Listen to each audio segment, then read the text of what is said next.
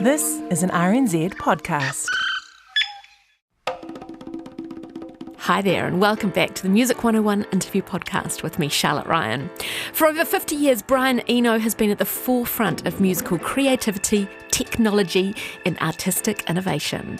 The hugely influential British musician, producer, activist, and visual artist began his career as an original member of the legendary Roxy Music in the early 70s, but then went on to release a series of solo albums and, without a doubt, pioneered the genre of ambient music. Undeniably, Brian Eno has changed the way modern music is made. He also composed what may be one of the most heard pieces of music in the world, the startup sound for Microsoft Windows. A groundbreaking documentary titled Eno will screen at the upcoming New Zealand International Film Festival. And what makes this film just as interesting as its topic, Brian Eno, the film is different each time it is shown in cinemas. I spoke to Gary Hustwit, the director of Eno, and I had to start off by asking him if he was a long-time fan of Brian Eno's music. Yeah, I was a Brian Eno fan. I mean, I have been a fan for many decades. I think, I probably first heard his music in college and his work with Roxy Music and his solo records. And then, of course, all the stuff he produced with Bowie and U2 and Talking Heads and just dozens of other artists. So, I like the music and I've been a fan of the music, but what I really was interested in is his approach to creativity and the way he enables it in these other artists and kind of his strategies and ideas around it. I've made several documentaries about design and architecture and art, and I'm always kind of obsessed with the creative process and how these people do what they do. So that was my main goal, to kind of dig into Brian's brain and kind of figure out or decode like how he does what he does. He's such an originator, isn't he? Yeah, I mean, he's been able to spend the past 50 plus years exploring, exactly the directions that he wants to in music and recording and visual art and in technology. He's just endlessly curious. I mean, that's my one big takeaway. At 76 years old, he's just still so interested in technology and in culture and in the world around him, and it's really infectious. It's something that I think comes through really, really well in the film. What did Brian Eno say when you first suggested that you wanted to do a documentary on him? His reply was he didn't want to be involved in a documentary. He hates bio documentaries and most music documentaries because they're always someone's version of someone else's story. And he didn't want to be someone else's story, basically. So I had to kind of come up with a way that would be innovative enough and kind of be organic to Brian's process enough that it would make sense. Around the same time, in 2018 and 2019, I was having ideas about, why do films have to be the same every time we watch them? I was kind of obsessing over this question because film is no longer a physical medium. It doesn't have to go through projectors and cameras. It does not have to be linear, but we've just kind of grown accustomed to films being the same every time we watch them. There's a beginning, middle, and an end. They never change. They're static pieces of media. But when filmmaking tools and film projecting all went digital 20, 30 years ago, that constraint was gone. You don't have to have a film that is the same every time. So I was trying to, work out some ideas around what a generative film could be. Could I make a film that was different every time it showed? Also, just because I want to be surprised every time I watch my film. So anyway, I started working with a programmer in England named Brendan Dawes, brilliant digital artist and just a great at kind of cracking sort of the creative puzzles and technical puzzles like this. And we did some early demos of the platform and showed it to Brian, and he was just blown away and really wanted to be involved. He still doesn't want to have a documentary about him made, but he wanted to be part of this, the first generative feature film and part of this experiment. The price he had to pay was that it had to be about himself, basically. Good trick. Well done.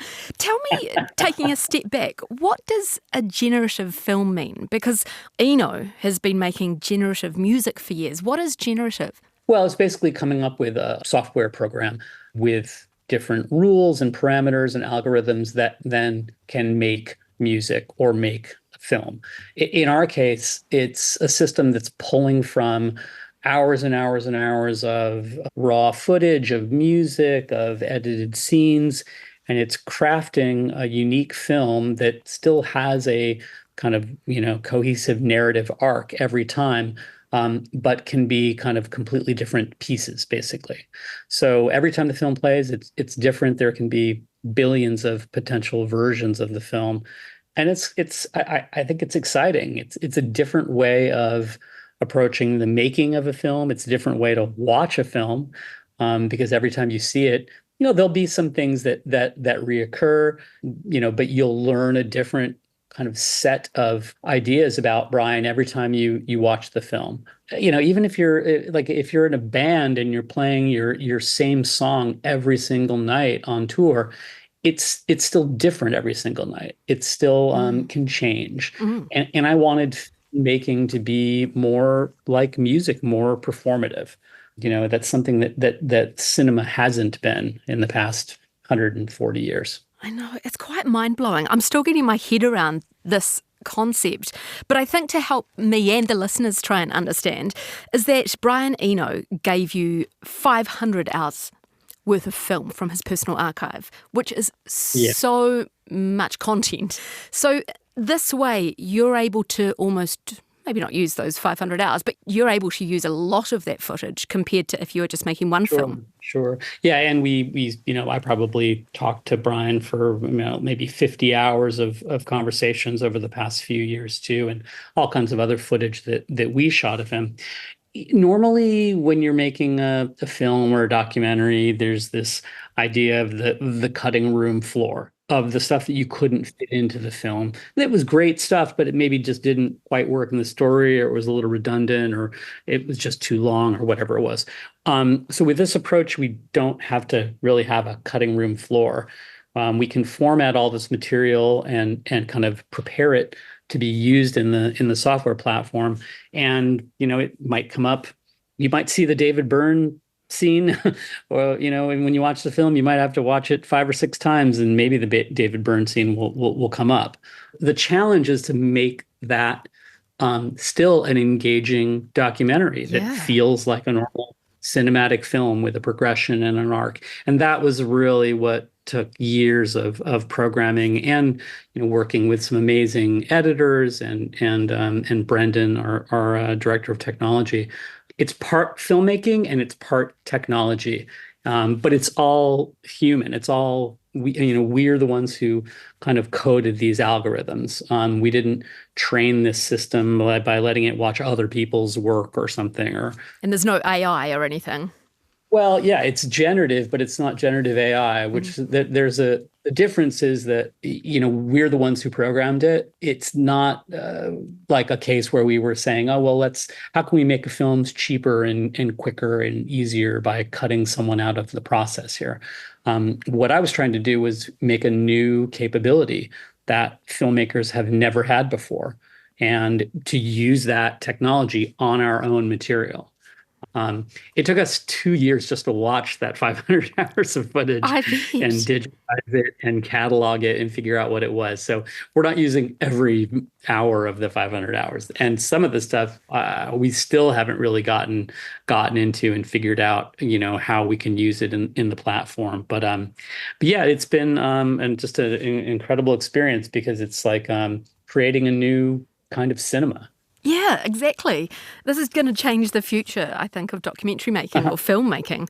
Yeah. Because I think just to say that there could be a Marvel movie that's different every time we watch it, or is different in different times of the day or different parts of the world. Or, I keep saying if Christopher Nolan said that his next film was going to be different every time it's screened, it would change it would completely change filmmaking and change cinema. And that's the kind of thing that we're working on now. We're continuing to evolve Eno because I just put some more footage into the platform yesterday. It's like it doesn't have to end. Before you mentioned the huge amount of hours that you interviewed Brian Eno to make this documentary, can you tell me what is Brian Eno like? Like, is he, yeah, when I look back at his work in the sort of 70s, or back then, he just seemed like such a sort of, he wore an amazing costume and he was really, crazy and sort of androgynous. But what's he like these days? I think he's always been very curious and up for experimentation, whether it's with fashion or music or technology. He's just really funny and really engaging and just hyper intelligent. Probably one of the most well-read people I've ever spoken with. So, I mean, I'll be honest. I've interviewed hundreds of designers and architects and artists, but I think this was the most intimidating conversations that I had, just because Brian's intellectual gymnastics is bouncing through, centuries and different schools of thought, and just so to try to to follow that was hard. But again, he's really funny, and that's something that I think people don't really associate with him. Maybe because they haven't kind of heard him in those situations. But I when you see the film, you'll understand what I mean. I'm very excited to see all the archival footage. Is Brian quite organised? With all the footage, all those hours of film that he gave you, were they organised? Were they structured? They were not organized. No, no surprises. I'd be very surprised if they were. Well, look, the musical archive, his archive of recordings, was very, very well organized and, very well taken care of over the decades. What we call the visual archive was really a storage space, outside London, where they had been kind of chucking things in for 40 years. So yeah, it took a long time to go through, and a lot of like weird, obsolete videotape formats from the late 70s and early 80s that I'd never heard of before. But Brian got a video camera in 1980, I think, when he was working with Talking Heads and living in New York, and just started filming just everything: friends, his cats, people on the street. He did a ton of video work and then did some kind of video art projects. So we also got all this unseen kind of home video footage, basically, that we got to go through and we got to feature in the film. And just finding video art projects. And we discovered this a music video, just the raw footage of a music video that had been shot in 1991 for an album that he recorded and announced, but then canceled it at the very last minute because the record label wanted to change the release date from the fall to the spring. And he said, no, this is a fall record. It has to come out in the fall. I made it to come out in the fall. So if you're not going to put it out in the fall, I'm canceling it. But this music video, so it was never released, but they actually we discovered this footage, and Brian's team actually just finished the video and they released it this week. Oh, wow. So it's part of because the song is on the soundtrack. The song is called Stiff. So people online can see this never before seen music video from 1991 of Brian, in which he is like naked in a giant salad, and like it's just crazy, ridiculous imagery that is part of the video. It must have been like a goldmine going through those tapes, and also recognizing familiar characters, because there is footage of Bowie, isn't there? Sure. There's footage of U2. There was footage of we would find a VHS tape that said MASH last episode on it. And then we put it in, and like the first 20 minutes, it was the last episode of MASH. And then suddenly it would be something else. Brian in the studio was working with someone or something. So he was just using tapes, as he found them, and, not writing on them. So there were a ton of discoveries. Brian just kind of dancing by himself in front of a wall, filming in his house, and all kinds of stuff. So that was great. Then also there were like obscure lectures that he did in Japan, and he traveled throughout Japan, and there was a lot of video shot of that, and just all sorts of things, studio sessions, lectures, and then performances. Like it's just again hundreds of hours of material. So that's the I think the big it's one of the main kind of exciting things about the film. Oh, yeah. That and then the way Brian contextualizes all this stuff. Like Brian's been thinking about these questions like why do we like music and why do we need art in our lives? And has, now kind of evolved his thinking on this for 50 plus years, and talks a lot about his ideas around the subjects in the film. And that's the interesting thing for me. It's not, I wanted to make a film about creativity again. It's not just about music and about Bowie and everything. It's about how to live a creative life, and like why we do these things as human beings. Oh, that is so cool. What did Brian Eno say about the documentary, at the end point? And because often with musicians or stars like that, you really have to clear everything past them before it goes into the public sphere. I feel like with this, it's difficult for you to show every possible version to him. Sure. I mean, he's always game for for doing something experimental. I mean, that's what he's done his whole career. So it wasn't that big of an issue. Again, I don't think anybody likes to watch themselves on the screen, myself included. But Brian is just, like I said before, this isn't about him. It's not about he was dying for someone to tell his story. He really just wanted to be part of this kind of a technology experiment. So he's seen the full film now twice. Once at the world premiere at Sundance, and then at the London premiere, and he likes it just because it's not a straight line. It just kind of like changes each time.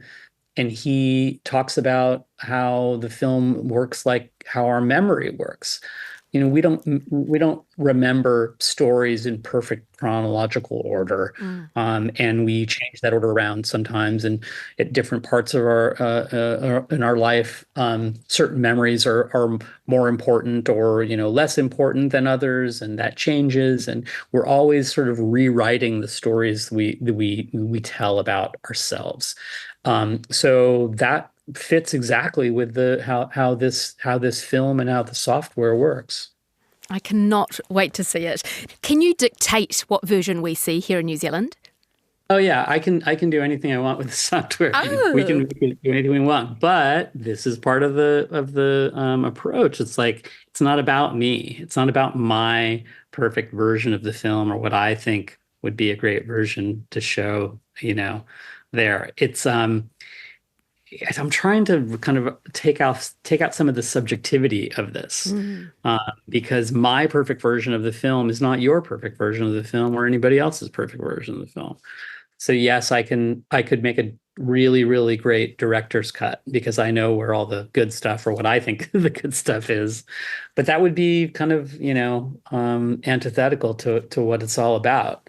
I think the software platform and everybody, thousands of hours that we worked on to get it to the point where it works now, does a great job of putting the film together. So yes, I can intervene and change things and put all the Bowie scenes in one version or whatever. But that's just not the point. The point is to kind of experience things that maybe you didn't know you were going to like, or be surprised by something that you didn't know. People always ask, "Oh, could I do in say like more Roxy music, less this, or more talking, more music, whatever?" Yes, we could definitely do all that. But I kind of like the idea of not interacting with it. I feel like we interact with too many things all day long as it is. And it's sort of nice to kind of surrender to something and just let it tell its story. The fact that the story is going to be different every time just means that there's something interesting to come back to. And I like I like that idea that films could evolve. We go back to films that we love because we love that world that's created in the film. And we want to feel those same emotions that we felt when we watched it the first time. Well, I think it'd kind of be cool that if we could still do that, but maybe something has changed, if you watched a year later, maybe something has evolved slightly. And it's kind of, I think, fun trying to figure out, well, like how did it change? And it's not about radically, having alternate endings and, choose your own adventure or something. I think there are different pathways to get from the beginning to the end of a film. And just a million different ways to tell any story. And I just want cinema to be, as flexible as other mediums in doing that. Gary, congratulations. I cannot wait to see Eno, and I feel like you've changed the future of filmmaking. So well done, and I hope you enjoy the success of it. Thanks so much. I wish I was down there for the screenings. But, I wish too. But I think everyone is going to enjoy it. That wraps up another Music 101 interview. We're on air each Saturday afternoon from 1 p.m. on RNZ National, but make sure you follow this podcast and you can be kept up to date with all the brilliant music interviews we do.